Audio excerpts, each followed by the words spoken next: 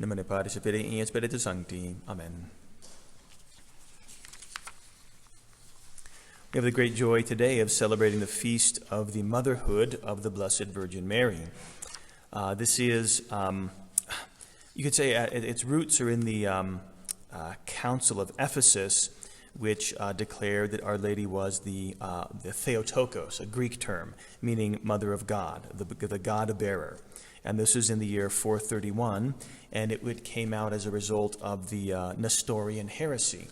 The heresy of Nestorius was that there were two persons in, you would say, in Christ, the Savior. There was the man Christ, and then there was the God Christ, and those were two different persons. So the kind of this weird, split personality thing.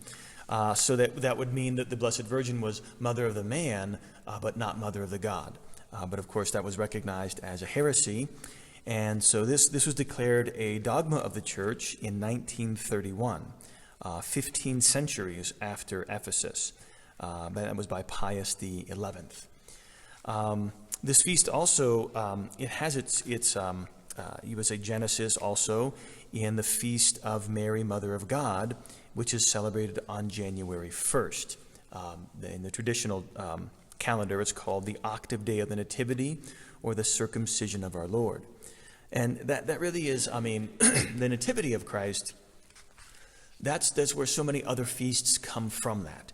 And because so that the Circumcision of Our Lord, that's really a celebration that our Lord had real flesh. That's the first time that he shed his blood. So even just the circumcision comes out of the Nativity.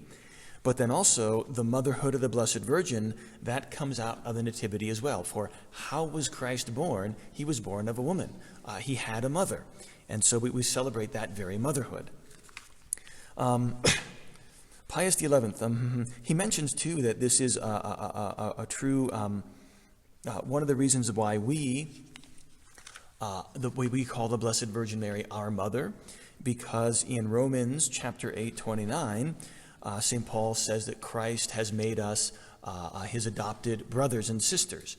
And so if we are the brothers and sisters of Christ, well, who's the mother of Christ? Our Lady, she's our mother too. So Pius XI points that out in his Encyclical. And that was, what was the name of that? I can't remember now. It's not Veritatis Splendor. It's something Veritatis. Lux Veritatis is the name of that Encyclical, Pius XI. Now, interesting, this feast, there are other ideas we could draw out of this, that the motherhood of Our Lady. First of all, I think this is also contained in that Encyclical of Pius XI, Lux Veritatis. He says it's the feast of motherhood itself. All mothers, motherhood is sanctified from this moment forward. And so has pregnancy, right? And this is also the feast, we could say, the motherhood of the Blessed Virgin. That's the feast of all tabernacles. In that, what is contained in the tabernacle? Well, our Blessed Lord, right? Really and truly physically present. Well, that was what Our Lady, she was a tabernacle, the tabernacle of the Most High for 9 months while she carried him. That's what motherhood implies. So there's the Feast of Tabernacles today, the Feast of Pregnancy, the Feast of Motherhood, and really the feast of all those who have just received Holy Communion. We carry in our bodies the body of Christ our Lord as well. So there's all kinds of ideas and things that we could be meditating upon due just to this feast. Something else, in that Our Lady is called, she's an image of the Garden of Eden. In the spotless womb of the Blessed Virgin Mary, she conceived Christ our Lord. But Christ was the second Adam. The first Adam was also conceived without sin in a garden, a spotless garden, the Garden of Eden. So that there's kind of and the Garden of Eden was a type of heaven. Where heaven is perfect, there's no sin, heaven is spotless, heaven is pure. And so there's kind of a feast day for us in thinking about that, in that the second Adam conceived in the womb of the Blessed Virgin, that pure garden, calls to mind the first Adam conceived in when the world was perfect and sinless.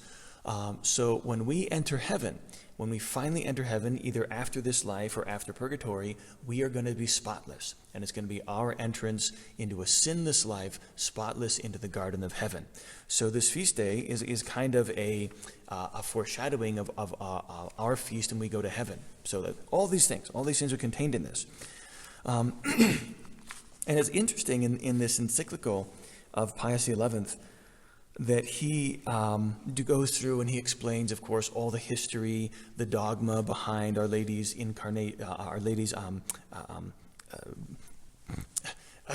bearing our Christ our Lord in her womb, her spotless conception.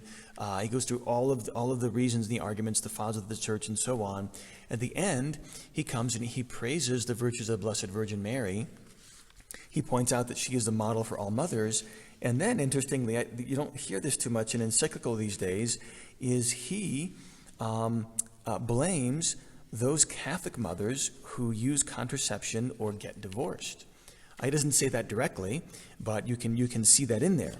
And he says it in this paragraph. He says, "It is fitting that those mothers in our age who have degraded or neglected the office they have undertaken, either by becoming weary of offspring or of the marriage bond, it is fitting that they look up to Mary and meditate intently upon her who has raised this grave duty of motherhood to such a high nobility.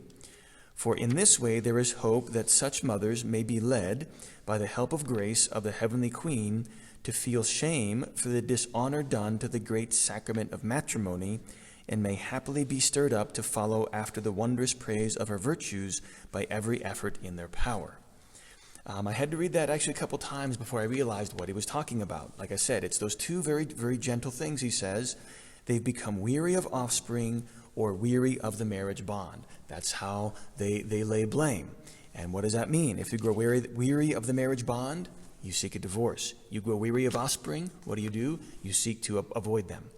So it's good to see this, right? And it's really necessary that, hopefully we'll get popes who can point this out in encyclicals, that they can say, look, there are people that fail in their duties. There are people that resort to these evil and illicit means to satisfy, or rather to alleviate that burden that they're feeling.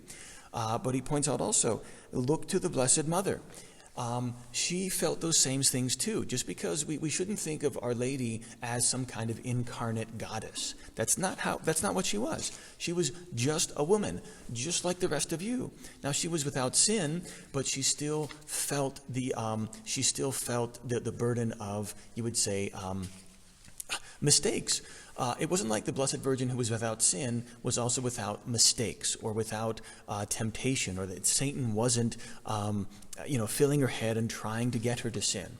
She felt those temptations, although they were always external. She was never internally tempted to sin, but still it was weary, it was burdensome, even for the Blessed Virgin. And we would say that, her whole life, she suffered from the knowledge that she knew her son was going to die. She knew Christ was going to die, and that was a sorrow. She suffered from that. And you can imagine the temptations to depression, to sadness, to melancholy that she had to overcome. Likewise, she knew that her son was God incarnate, that he was the second person of Blessed Trinity. I mean, she didn't know that explicitly, but she knew his divine nature. She knew that divine calling of Christ, and that filled her with a feeling of inadequacy. Her whole life, she knew, I am an inadequate mother. I'm not good enough. I can never be good enough for this son that I have to raise. All mothers can go to our Blessed Virgin. She can sympathize with you. Don't feel like you're the only one.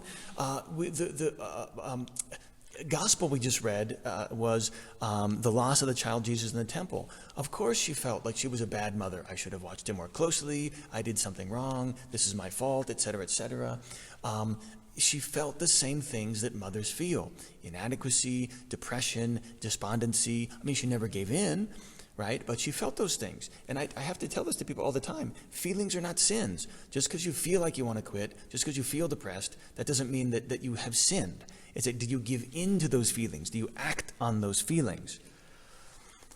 So, so don't lose heart. Look to the Blessed Virgin. Look to her. She is As St. Bonaventure says, God could make a bigger world or a wider sky, but he could not raise up a pure creature higher than Mary. For the dignity of the Mother of God is the highest dignity that can be conferred on a creature. So she knows what we're feeling. She knows what we are going through. She is our own mother. She is a mother who loves us more tenderly even than our own earthly mother ever could. And so we can go to her in our sorrows and our difficulties. I would say especially let us be mindful of the burden that mothers bear, those feelings that they do have, and not be so quick to be harsh or to blame, a wife or a mother, but to be rather appreciative, to be consoling, to recognize that that sacrifices that are inherent in motherhood. If you're a mother, if you're a wife or mother, there are sacrifices built into that vocation. Just being a mother is going to have and entail sacrifices, and it's good to recognize that.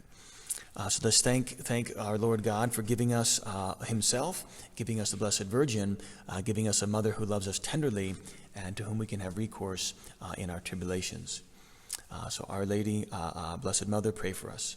God bless you all in the name of the Father, Son, and the Holy Ghost. Amen.